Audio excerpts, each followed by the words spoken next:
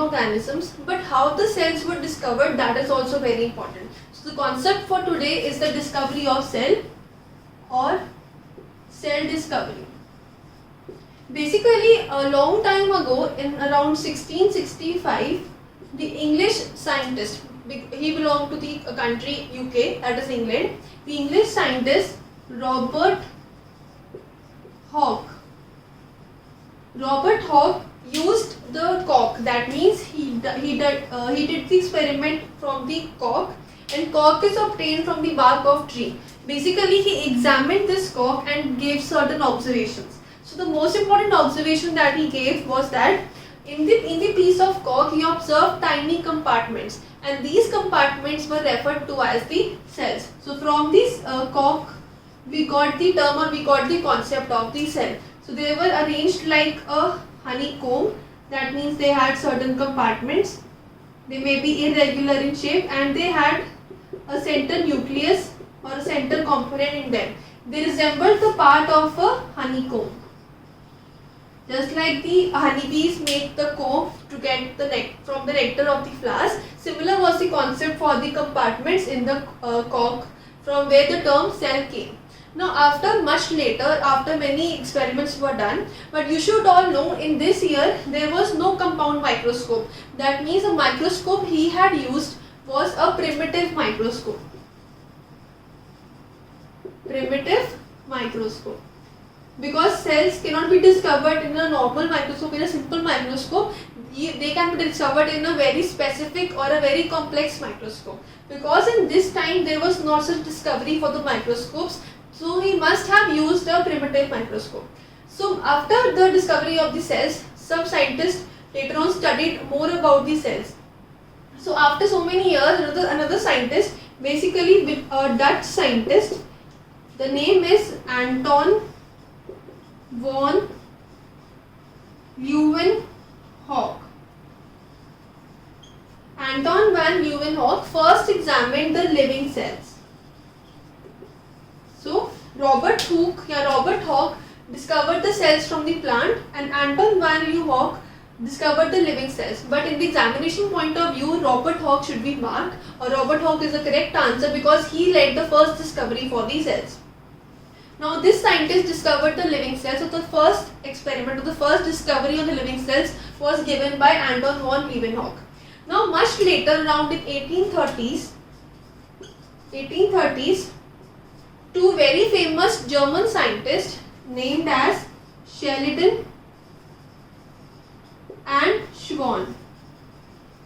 They belong to the country of Germany. So German scientists Schleiden and Schwann used the studies of both the earlier experiments, Hooke and Leeuwenhoek, to further experiment on the cells. So they came up the very basic concept. So the main observation was that all living things are made up of cell. So the term that all living things are made up of cell was first given by Schwann and Schleiden. So they said that living things are made up of cells. He did not tell much about how they are composed, but they only observed that all living things are made up of cells. And much later on, around in 1939, these both scientists, or these both experimentalists, came with the cell theory, which is used even nowadays. That means it was so well developed that even scientists today, for many research and many discoveries, use the cell theory. So this was the discovery of cell. Now I will tell you what are the major components or the major parts in this cell theory, which is very important. So the first part in cell theory is that cells are the basic structural and the functional unit of living organisms. That is the definition of the cells, which actually came from the cell theory. Now the second point for cell theory is that the cells, as you know, they multiply. That means they have the power to replicate, and they multiply automatically. So replicate independently or replicate automatically, that means they multiply using cell division. So they multiply or replicate using cell division. So cell divides and they can easily multiply. So the third important concept for cell theory is that all living things, all living components All living organisms are made up of cells. They can be either one cell or they can be multiples of cells. The fourth concept for cell theory is that each cell has a specific composition and each cell has a specific metabolism. By composition, we generally mean that each cell has its own nucleus, has its own cell organelles. So these were the four important characteristics or four important points of cell theory. There were numerous other points also, but we will focus on only these four concepts. This was the concept of discovery of cells, which was started by Robert Hooke. Then with the new inventions or new microscopes were developed, Anton van Leeuwenhoek further gave about the living cells theory. Then later on, Sheldon and Schwann gave the cell theory in 1930. This was the concept of discovery of cells. So as we have discussed something about the discovery of cells, then we have discussed the cell theory. Now I will tell you what are the basic characteristics of all the cells. Some cells may differ from those characteristics, but almost all the cells have some unique characteristics. This was the cell theory. Now we will discuss the characteristics. Basically, the word cell comes from a Latin word. So the cell word comes from the Latin word which generally means a little room. Latin word which generally means a little room. Now to come on the characteristics of the cell, the first characteristic of the cell is that each cell has the property to replicate itself independently. That means the property of cell division. So each cell divides further, and when the cell divides, this is known as cell division. And during the division of the cell, all the organelles, all the organs divide and they form the new cells. This is the concept of cell division. The next characteristics of all the cells is that whenever a cell divides or whenever a new cell is formed, all the cells carry heredity information.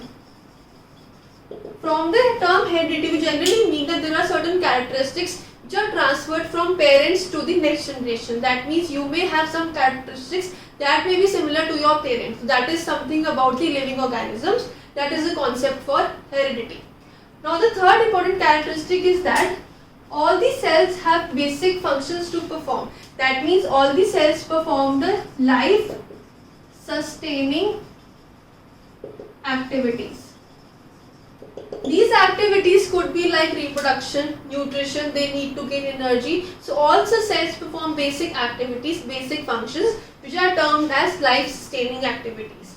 Now these three were the characteristics. The fourth characteristic is that each cell has a specific chemical composition. That means there is some chemicals involved to make the cell, and when the cell is performed, it has some metabolic activities also. It does some metabolic activities, so it has a metabolism. These were the concepts regarding the characteristics of the cell. They are quite similar with the cell theory. As we can see that the replication is also mentioned in the cell theory. We can say the composition and metabolism is also mentioned in the cell theory. This was the concept complete of the division of the or the discovery of the cells. Started with Robert Hooke. You can pronounce either way it is. Then the inventions were given by Anton van Leeuwenhoek. The Anton van Leeuwenhoek generally precisely used a complex microscope. The primitive one was used by Robert Hooke, complex was used by the Leeuwenhoek. Then using both these theories came with the concept of Sheldon and Schwann came with the concept of cell theory in 1930. This was the concept of discovery of cells.